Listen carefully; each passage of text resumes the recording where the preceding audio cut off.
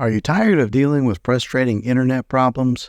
Well, you've come to the right place. In today's video, we're diving deep into the world of internet issues and showing you practical ways to solve them once and for all.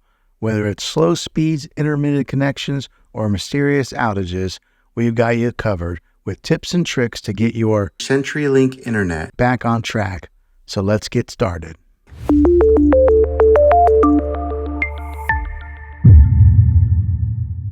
The first one is the easiest one to try, and that's to take any device that you're having issues with, whether it be your cell phone or maybe a TV, and power it down or unplug it from the wall outlet. Powering it down or unplugging any kind of power source going to it is what we call a hard reset.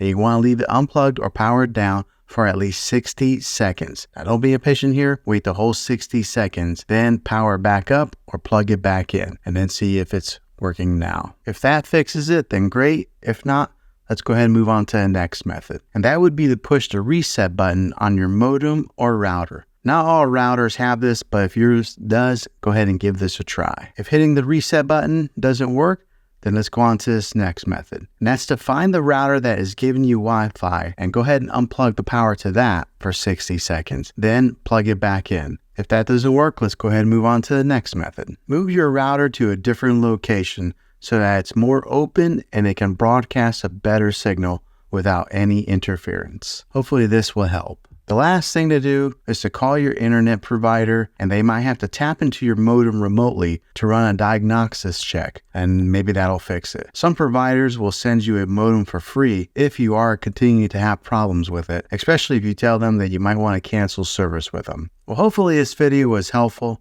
If it was, go ahead and throw a thumbs up on it. Go ahead and subscribe to my channel. I make tech videos all the time, and I'd love to have you back in the next one. Take care.